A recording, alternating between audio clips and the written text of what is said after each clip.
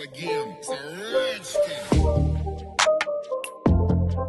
What's going on, everybody? It's the Bulls Show, aka Aiden, and welcome back to another video. Ladies and gentlemen, today we're going to be talking about the big three of the Chicago Bulls and how they have improved their performances over the last couple of games. Now, there's no surprise that the Bulls are on a 3-game win streak at the moment and has had some fairly okay offensive performances overall. And a lot of that has to be given credit to how our big three has been performing. So, we're going to dissect that a little bit more in this video. Before we get started, please like and subscribe to the Bulls Show. Turn notifications on and let me know in the comments below your thoughts about the Chicago Bulls overall big three performance over the last couple of games. We are on a 3-game win streak. They even did well offensively against the Minnesota Timberwolves, in which we absolutely got destroyed in that game. But nevertheless, there's no secret that we've also been very critical of this big three.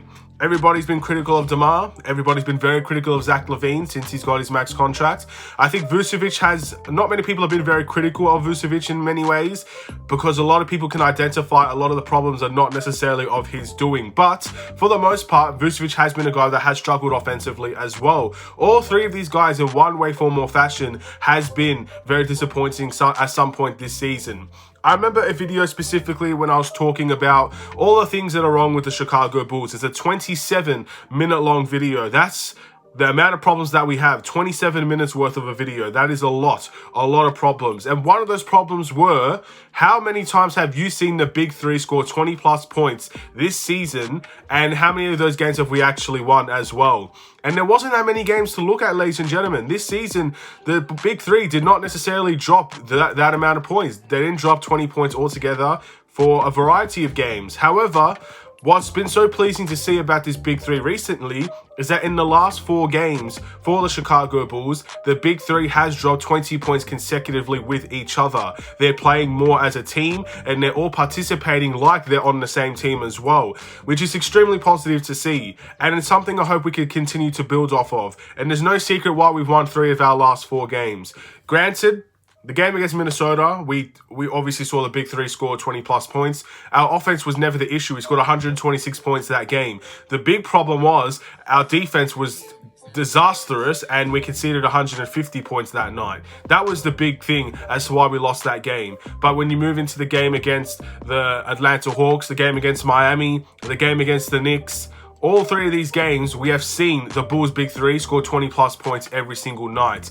Now, it's not a requirement to see the Bulls team do that, but there's no secret that we are much harder to stop when everybody's involved, when Vucevic is in the post making his shots, when Zach LaVine is attacking the basket, when DeMar DeRozan is shooting his mid-ranges. When all of those things are working, this Bulls team is very difficult to stop. And I think we're slowly starting to see just how impactful this big three needs to be in order for us to win games. We're probably going to get to a point with this Bulls team where if one of those big three struggle, we will most likely lose the game. We're going to have to go on a run where the big three has to play incredibly well for all of these games, and that's how we're going to win some of these games as well. The next couple of games for the Chicago Bulls is going to be crucial for us. We got the Rockets. I think that's an absolute must game. We got to win that game. That's a game you have to win, because you got games like the Bucks coming after that.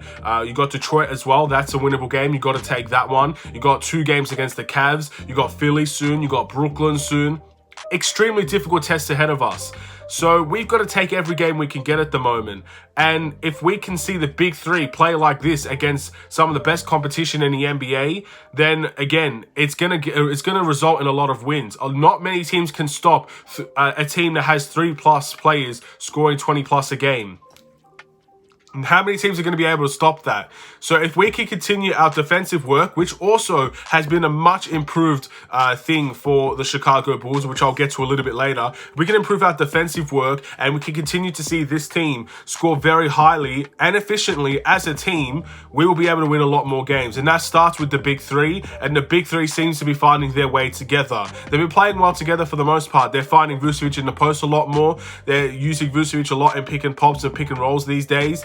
Zach LaVine is much more aggressive attacking the paint than he was just shooting fadeaway threes, which he still does from time to time. You can't obviously take everything away from his game. He does still shoot fadeaway threes. He's also been much more effective from the mid-range. And DeMar DeRozan is still DeMar DeRozan. I don't think DeMar DeRozan has really taken a new leap or a new step into his game. He's just been the same person. DeMar's been the most consistent guy on the team, in my eyes at least. So there's positive signs there with that big three is what I'm trying to say. And the more that they play well together, the more games we are going to win. It's as simple as that. But then we turn to the defensive side of the ball. I think I saw this on Twitter. My friends have been made sure to let me know of this as well about, I guess, all the things that has actually improved on the defensive end. And I definitely can see it. I think our help defense over the last couple of games, even though it still needs work, it's not perfect, it has been very solid. And that starts with our big three as well, ladies and gentlemen.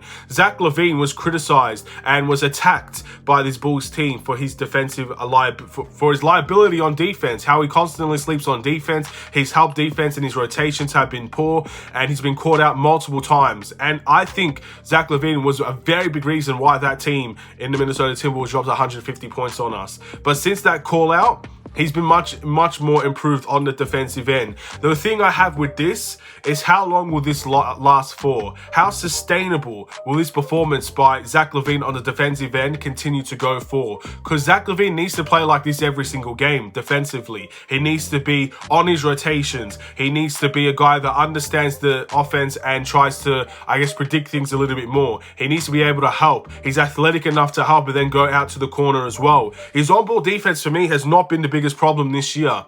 I've never seen Zach LaVine's on-ball defense as a problem. It's always his off-ball defense. It's always not reading the play, or he can't switch on time and stuff like that. It's never been a one-on-one, mano-a-mano, Zach LaVine can't guard anyone. I don't see that as a problem. I see guys like, maybe for example, no disrespect here, maybe a Duncan Robinson, who's a very good three-point shooter. I see his one-on-one defense as a problem. For Zach LaVine, it's never been about that. He's athletic. He can stay in front of his man. He's shown he can be a little bit more physical on that defensive end as well, but he sleeps too much off ball. He sits in the corner, he doesn't rotate, he allows players to get backdoor cuts. That's where his biggest weaknesses lie, and he leaves the corners open a lot for this team as well. But in the last few games, he's fixed that a lot. And Vucevic has had a better time on the defensive end because of that, because when he is rotating to help, he's got the helper there behind him helping him, and that leads to a lot of missed opportunities for other teams. And DeMar DeRozan, look, honestly, I don't really know what to say about DeMar DeRozan's defense. I think some games it's okay. He's a good defensive, I guess, team defender, but on one-on-one, I think DeMar DeRozan is probably the weaker defender out of all of us, or all of the team, to be honest. That's just how I see his defense. But again, it's been improved on both sides of the ball, is what I'm trying to say. Now the next question is, how long will this last for? If this can last through some of the tougher games that we have coming up in the East, and as well as, again, some of the mediocre teams, but most importantly, it's just consistent, then I think you'll see this team win much more games. And then maybe this team can have that turning point that we're all begging for, because I'm still not convinced. I'm not convinced with some of the wins that we've had. I could be as negative as possible here if you like, but if you're really thinking about it, we versed the Atlanta Hawks, who has not had DeJounte Murray or John Collins for most of that season together, at least. Some of them might have played while others were out, but they haven't had all three of them together for a long time, and they still have to develop their chemistry. We versed the team in Miami with no Jimmy Butler, no Kyle Lowry. Their best player is basically Bam and Tyler Hero. That's a winnable game every day of the week, really, for this Bulls team. And then obviously you got the Knicks game, in which the Knicks just literally just gave it to us on a platter, and we took it and we ran with it. So the wins have been good, and it's a good step, and they're taking the right steps, and that's all you really want to ask for from this Bulls team. There's no... Again, this Bulls team has shown a lot of positives in that win streak, but the wins have not been truly convincing for this team. But all it takes is more games to win. They could beat the Rockets. They could go out and maybe beat a team in the Bucks, beat the Cavs once, something like that. Then we're starting to see more convincing performances from this team. And it's all about finding that consistency with the big three.